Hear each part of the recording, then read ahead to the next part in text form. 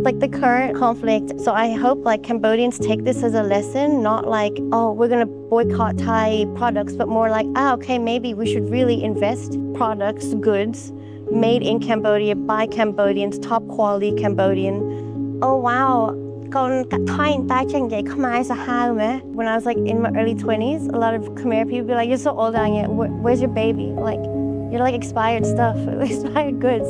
A lot of Cambodians to be like, why would you want to go and sleep in the jungle? Like, why would you?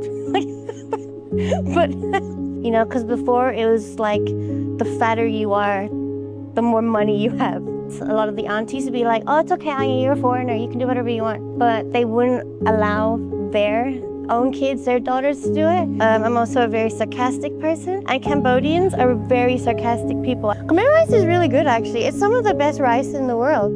It's just unfortunate that they don't like sell more of it abroad. One thing I really wish this city would have is like proper, I love public transport. Like I love trains. I do hate the amount of cars I see in this city. I didn't have a choice. My parents brought me here. I was 3 years old. But like now you don't get anything for 200 real. Back then you could get like snacks, cookies, 200 real. Like my skin color, you know, like before, like people be like, oh, yeah, why are you always on the sun? You're gonna like turn really dark.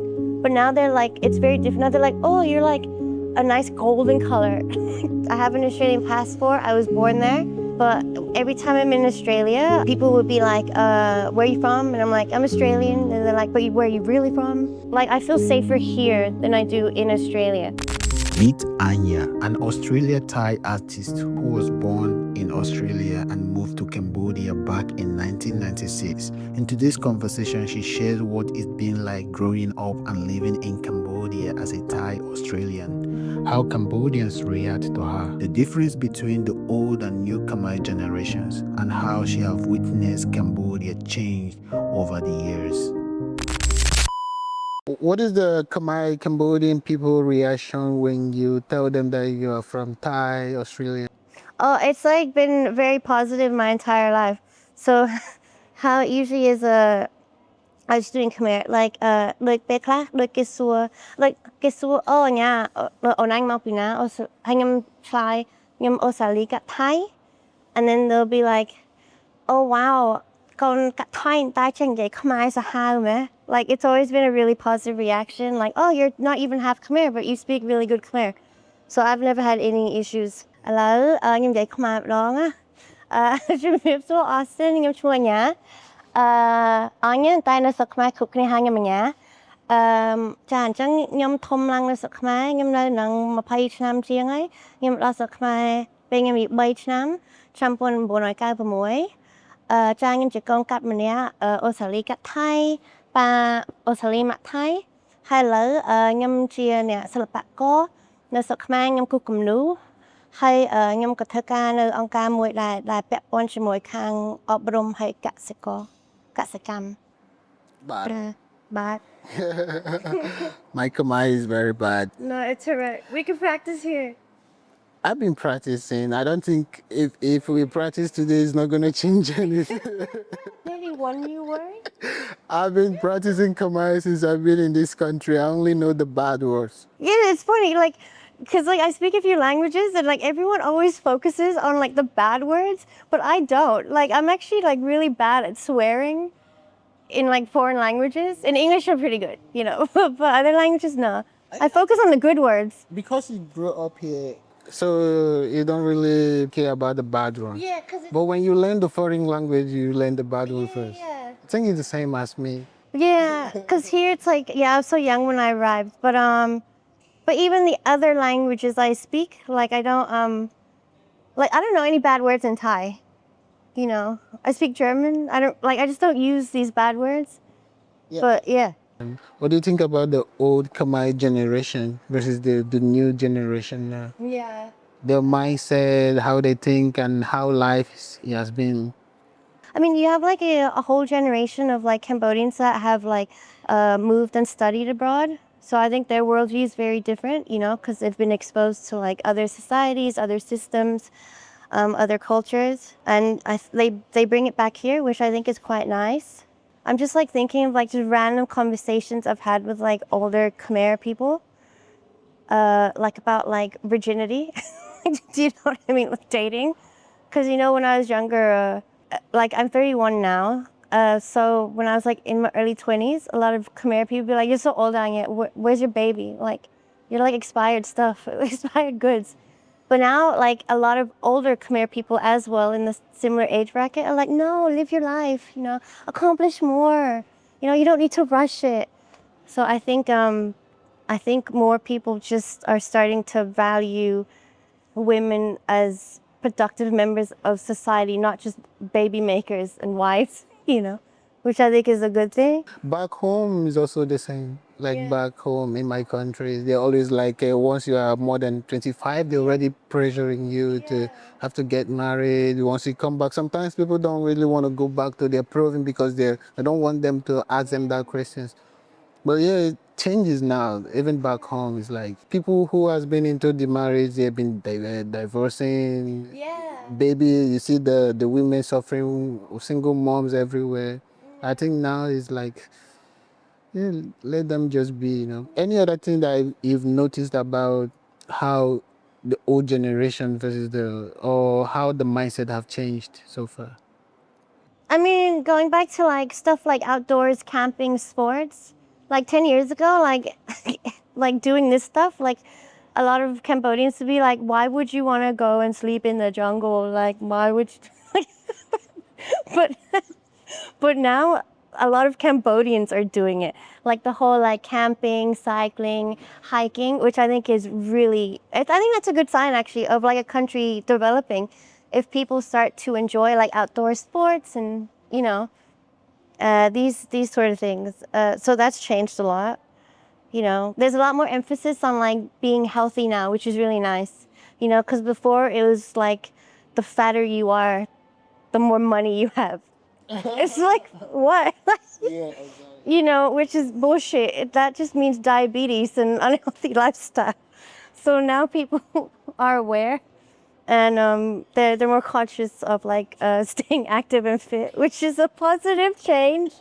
Yeah, that reminds me. Yeah, anytime my mom calls me, Yeah. and she's not pleased the way I look. Yeah. She think that I'm not fat enough. Yeah. If she look at my face and she's like, you are so skinny. Are you not eating? What? Are you okay? What is wrong with you? Tell me the truth, you know. Yeah, yeah. Are you sick? Yeah. What disease do you have now? It's like, I don't know that. Okay, I'm trying not to get too much fat. I'm trying to look after myself, but it's always, and you always tell me about this story of this my friend, my childhood friend. Oh, he came back and he's so big. yeah. Like, he's not healthy with big stomach and everything. It's like, they say, oh, he came back and he's so big and he's so healthy. What is wrong with you? All your mates, you are the only one so skinny, you know, stuff. That's like, I'm like, don't worry. I will explain. Even if I explain for 1 hour till the next day, she will not. Yeah. You have to eat. Yeah. You have to eat. I was like, okay, yeah, mom, I will eat. You know, yeah, we eat. But yeah, but things are changing now. You know, she's not pressuring me that much. Now I have to. I am the one even telling her, okay, you don't need to eat too much. Just drink much water. You know, drink a lot of water. Now you are getting old. You don't need to get fat anymore. and she admitting to my advice now. Oh yeah, this is it, and it's actually interesting. I thought it was only my country. No, I think it's quite a common thing. Well, most of the Asian guys they prefer the girls skinny, you know. Yeah, I think they're naturally, I think Asian women are naturally like small, petite until they reach a certain age and they just expand. It's true, you know? Yeah. Which part of you is Cambodian and which part of you is Thai, and which part of you is Australian? I think I'm like a mishmash of all three. I think like growing up in Cambodia, like I feel Western here. So like I understand Khmer culture, I speak Khmer, I have Khmer friends, but my values are more Western, I would say, because I was raised by a Western father. So like I was brought up with a lot of freedom. You know, being a woman didn't really matter. So just to give you an example, like growing up, like for me as a teenager, like going out, partying, you know, having fun with boys, sex, all that stuff. Like my older Cambodian like friends, a lot of the aunties would be like, "Oh, it's okay, Anya, you're a foreigner. You can do whatever you want." But wouldn't allow their own kids, their daughters to do it. So that's the thing, I don't feel Khmer because those rules have never applied to me, you know. And even though like I've grown up here and like Cambodians have been like extremely welcoming my entire life, I've always been seen as the half Australian, half Thai girl, but not in like a bad way. Like people have been very nice about it. So I just feel like I'm Australian Thai, but Cambodia is my home. Any part of the Cambodian culture that you've seen yourself adapt to? Oh yeah, like how like I like to eat. I like to sit on the floor. Like these are like little things. Like Cambodians are very bubbly people. They giggle a lot. I'm like that. I'm a very playful person. I'm also a very sarcastic person. And Cambodians are very sarcastic people. I think a lot of people that don't speak Khmer don't realize this, but Cambodians, the Khmer language is full of sarcasm. I think I'm very easygoing as well. But yeah, I feel more Western, you would say. Which part of you is still like Australian? Probably like the least Australian, maybe. Because like I've lived in Australia on and off, but I've spent way more time in Cambodia and other countries. How about in Thai? Which part of you is Thai? It's really funny. So like I don't know clearly, but like my favorite thing about Cambodia, like how I feel, is the familiarity. Like every time I'm abroad, I come back, like I miss the smell, the smells. I miss like the laughter, like the certain sounds, because you're so familiar with it all. So nothing here is like new or exotic for me, right? But when I go to Thailand, I feel this like sense of like, wow, there's so much to discover. This is like an unknown heritage. You know what I mean? Because my parents divorced when I was really young. So I was raised by my dad here in Cambodia. And because I feel like it's sort of that feeling, you know, like when like Khmer Americans who, like Cambodians who were born, raised in the US, let's say, and they come here and they feel like they're discovering themselves. This is the same feeling when I'm in Thailand, like, ooh, you know, I'm a part of this. I'm learning so much. Yeah, whereas Cambodia just feels like home to me. Do you eat Khmer food? Yeah, I like eating Khmer food. I love rice. I love rice. Khmer rice? Yeah. It's not different from Thailand rice. Yeah. Khmer rice is really good, actually. It's some of the best rice in the world. It's just unfortunate that they don't like sell more of it abroad. This is why I really like, you know, not wanting to touch on sensitive topics, right? But let's just talk about it. Like the current conflict and the current like boycott of Thai products. So I hope like Cambodians take this as a lesson, not like oh, we're gonna boycott Thai products, but more like, okay, maybe we should really invest in our labor, our workforce, in our education system, so we can manufacture our own products, goods made in Cambodia by Cambodians, top quality Cambodian, and then export that, so we no longer have to rely on imports from our neighbors. So I hope that is the lesson that people learn from the current situation, you know. Yeah, I hope so. I hope so because I even yesterday I said the same thing to my friend. Yeah. I told him that I really hope Cambodia can take this opportunity now, Yeah. you know, to build their own and work hard for their own self, not Exactly. depending on other countries. And Yeah. they have it all, and sometimes their own self prefer other product instead of a made in Cambodia. What do you think is the misconceptions about Cambodia? Like what most of the people don't get about Cambodia, or what they get wrong about Cambodia? Cambodia is still a small country. Not many people know about it. People that have never been here assume, oh, like it's such a poor country.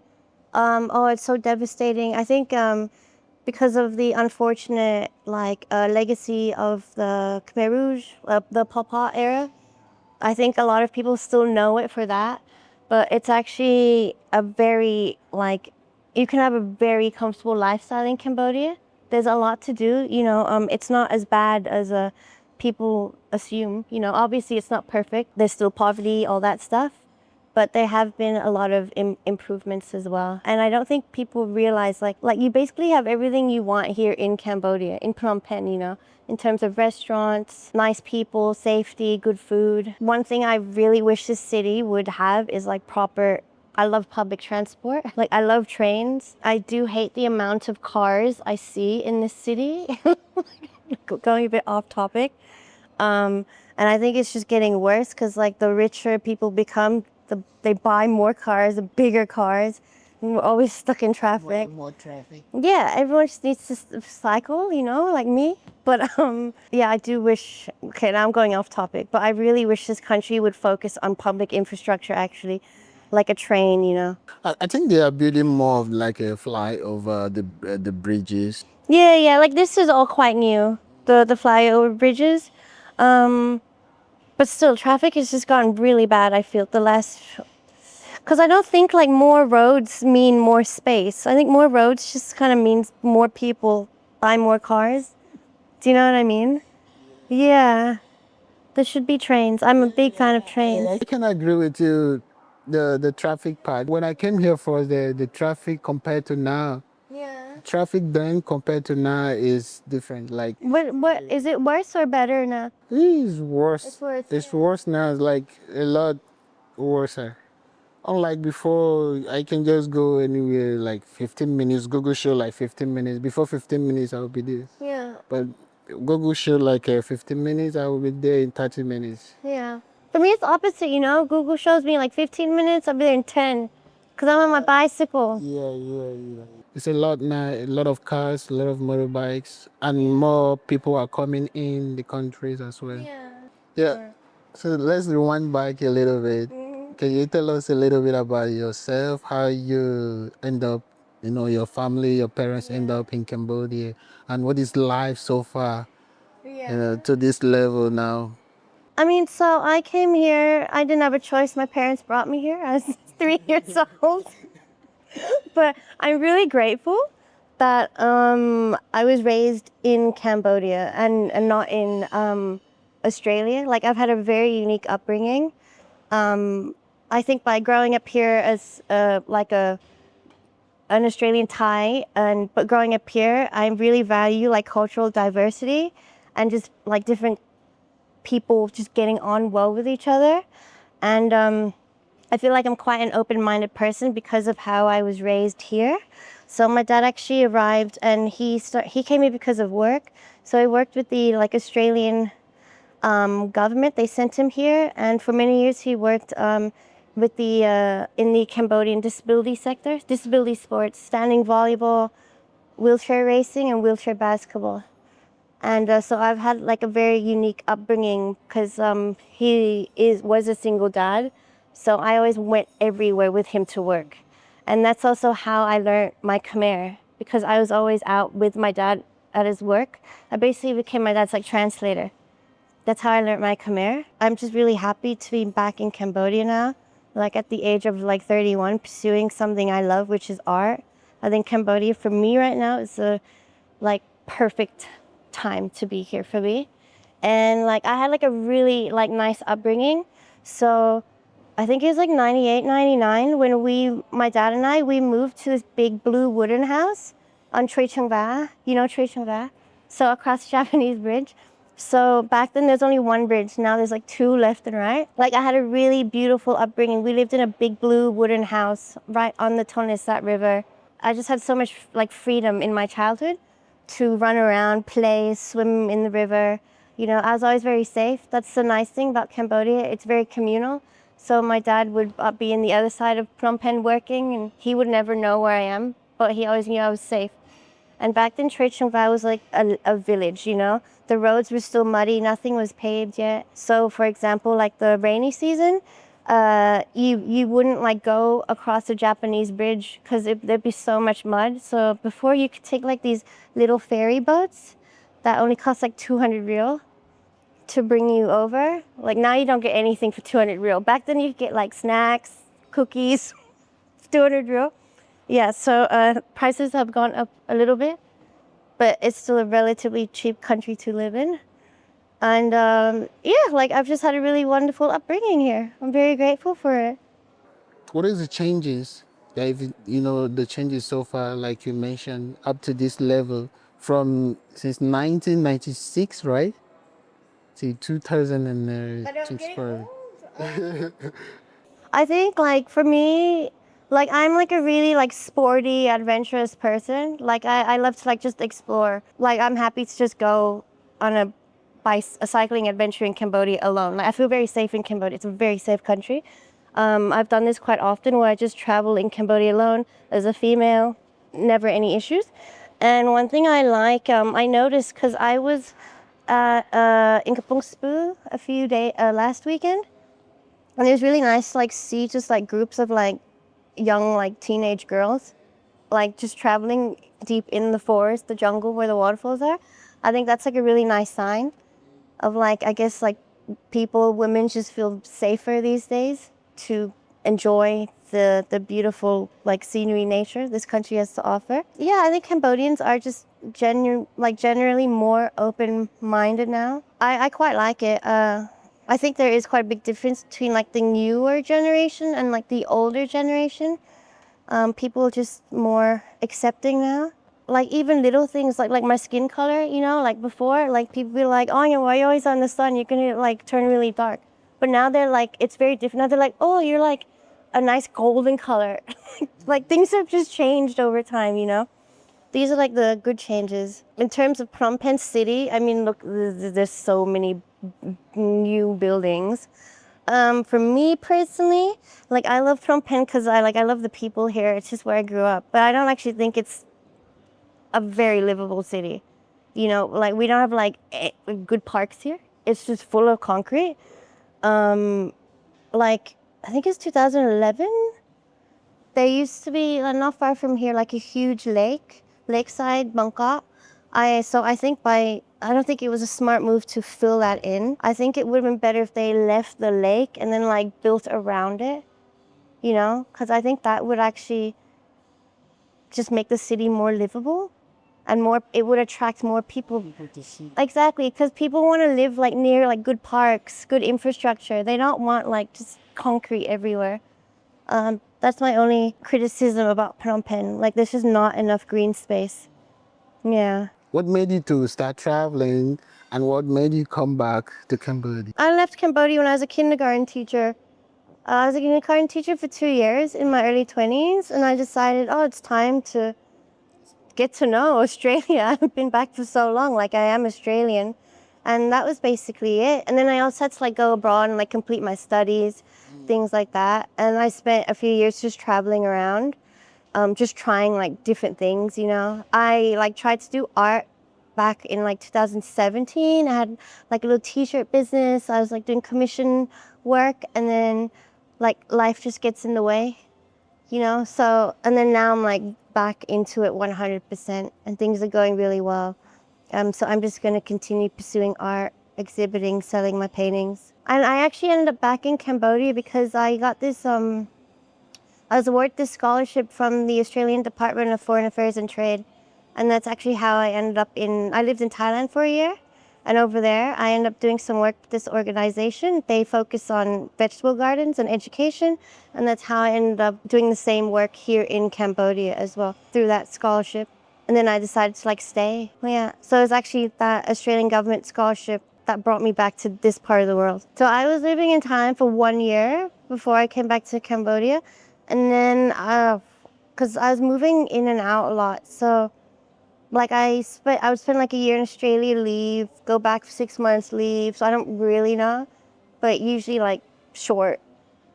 Because I don't feel at home in Australia. Every time I land in Australia, I'm like, okay, I need to leave. I'm like really good at adapting to different like countries. I like learning languages. I'm like adaptable, easygoing. But I feel very out of place in Australia, more so than anywhere else in the world. I think it's just because like I have an Australian passport. I was born there, but Australia is like a very multicultural, diverse country. But every time I'm in Australia, people would be like, where are you from? And I'm like, I'm Australian. And they're like, but where are you really from? you know, and I have an American accent. I don't sound Australian. So I don't know. I think it's just, I just feel a bit out of place in Australia. I also like grew up here with like so much freedom, and there's so many rules in Australia. Like I got fined for jaywalking, like $90. I crossed the red light. Just like little things like that, you know. Like you always have to wear a bicycle helmet. Okay, it's I'm being stupid by not wearing a bicycle helmet, but just like there's so many little rules, you know. Even like you can't drink beer in public, like in parks and stuff. Whereas in Europe you can. I think that's really nice. In Cambodia you can anywhere. Just like all these little rules would just I don't know, just kind of get on my nerves, especially when I'm used to this kind of freedom here. Yeah. I mean, Australia is like most of a dream country for everyone. It's like, oh, I want to go to Australia, and you have the opportunity, you have the passport, you have everything. Well, you still prefer Cambodia over. Where I would much rather live in Cambodia. Like, and the thing I love about Cambodia is like, this is one thing I hope that doesn't change, you know, and like everyone, wherever you live, like everyone knows each other. Like it's, as soon as you leave your house, you know your neighbor, you know the Ming, the Boo down the road. You know, you just know people, which is really nice. Whereas in Australia, like I didn't like the layout like of like suburban streets. They're very quiet and isolated. Like people live in their houses, they have the huge TV, and then, but like no one interacts with each other. Like it's like I feel safer here than I do in Australia, you know, because it's always like so lively. Yeah, and that's one thing, because there's so many borais popping up now in Cambodia, just like concrete slabs, identical houses, and I'm not sure how I feel about them, because I like it that everyone interacts, you know what I mean? And I feel like I'm not a big fan of like gated communities. Yeah, and there's more of them in Phnom Penh. What is the most difficult part growing up here as a Thai Australian? Yeah, like now I don't have this issue anymore, because I think people are just more aware, open-minded. There's also like just a lot of like mixed race kids, like Konkat, where there's just more of us in this country. But when I was younger, like when I was like pre-teens, teenager, my dad's white, and back then a lot of people thought I was like his young hooker girlfriend, like his young girlfriend, because I look like this. Because I'm like this brown, you know, and he's like a white dude. So that used to be really annoying when I was younger. It actually affected our lives quite a bit, because like it made me not want to go to many places with my dad or be seen with my dad, who's a great dad. So we would always like go eat at the same places, you know, and you'd get like weird looks from foreigners and Cambodians, but now this never happens.